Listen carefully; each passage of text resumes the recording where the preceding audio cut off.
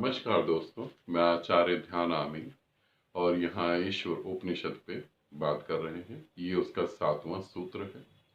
इस 7वें सूत्र में ये सूत्र बताता है कि जो भूतों में आत्म तत्व को देखता है। यहाँ पर भूतों का अर्थात वो भूत प्रेत नहीं है जिसे आप भूत प्रेत समझे। यहाँ पर भूतों का अर्थ जो है भौतिक वस्तु है ना।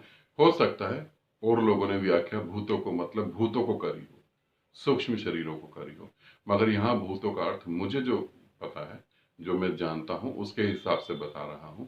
यहाँ भूतों का अर्थ है, जो सूत्र कहता है वह है भौतिक वस्तु। तो यहाँ सूत्र कहता है जो भौतिक वस्तु में उस आत्म तत्व को देखता है। आत्म तत्व अर्थात ऊर्जा, एनर्जी। ठीक है, यहाँ इस बात को भी समझ लेना। बहुत सारे लोग कहते हैं हाँ ये तो हमें पता है कि एनर्जी है सब कुछ। इसमें उपनिषद में जो कहा गया है, वेदों में कहा गया है, वो तो मानते हैं हम, ऊर्जा ही है सब कुछ। मानना अलग है, तुम्हें पता है ये अलग है, तुम उसे देख रहे हो ये अलग है।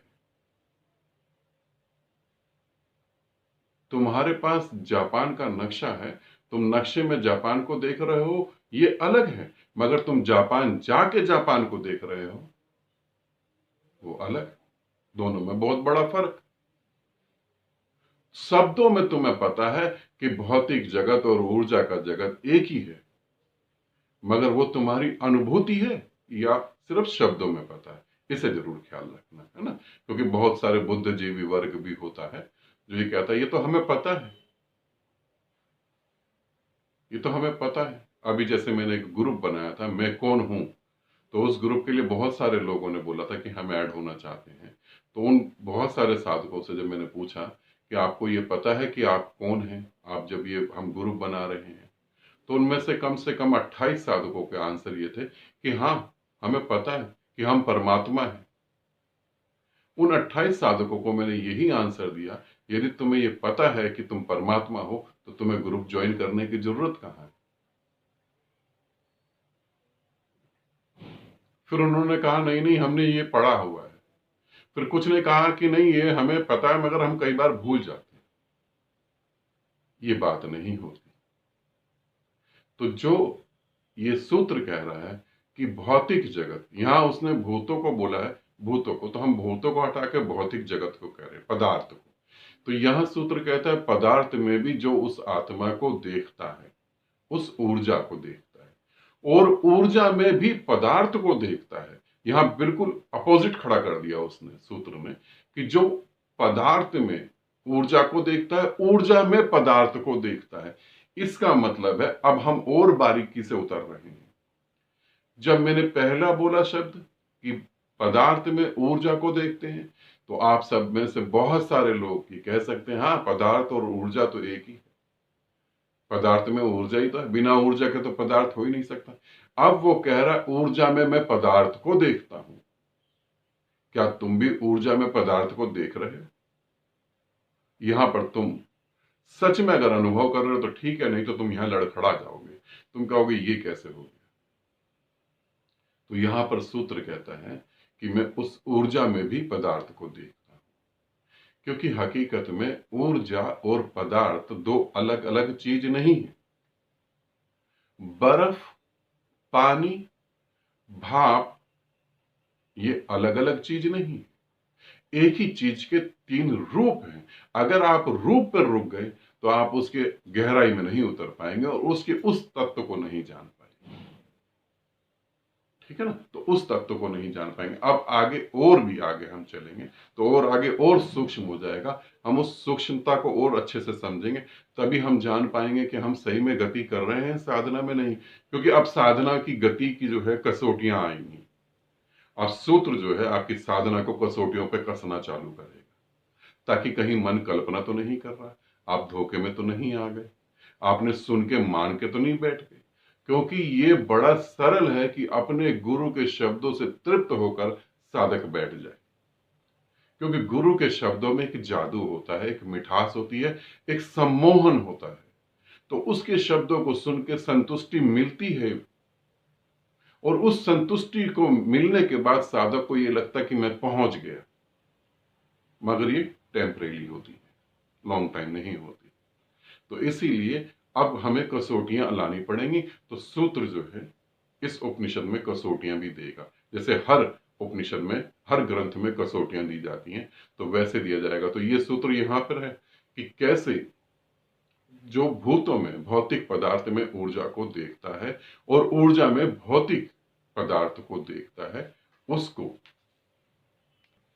उसको फिर दुख कैसे हो सकता है, उसको फिर क्रोध कैसे आ सकता है, उसको फिर घृणा कैसे पैदा हो सकती है। अब ये कसौटी है।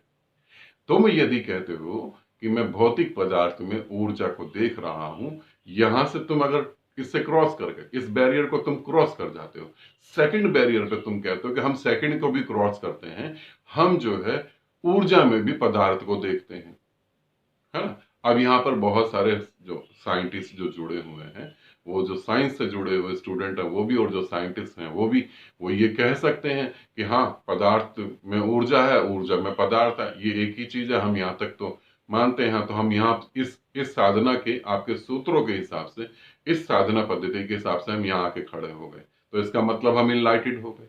नहीं। अब एक और कसौटी पार करके देखो, अब इसके भी तुम पार जाओ।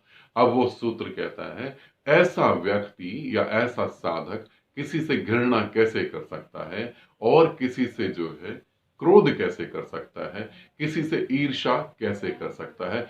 क्योंकि जब वो पदार्थ में ऊर्जा को देख रहा है, ऊर्जा में पदार्थ को देख रहा है, तो वो खुद कौन है? वो खुद ऊर्जा है और पदार्थ भी है। तो वो पूरे जगत को जो है अपने जैसा ही समझेगा। जब वो पूरे जगत को अपने जैसा समझेगा, तो फिर वो घृणा कैसे करेगा? क्या आप अपने सीधे पांव से प्रेम कर सकते हैं और उल्टे पांव से घृणा कर सकते हैं? क्या आप अपनी सीधी आंख से प्रेम कर सकते हैं और अपनी उल्टी आंख को फोड़ सकते हैं, निकाल सकते हैं? क्या आप उल्टे हाथ को प्रेम कर सकते हैं और सीधे हाथ को काट के फेंक सकते हैं? नहीं, आप अपने को पूर्णता प्रेम करते हैं।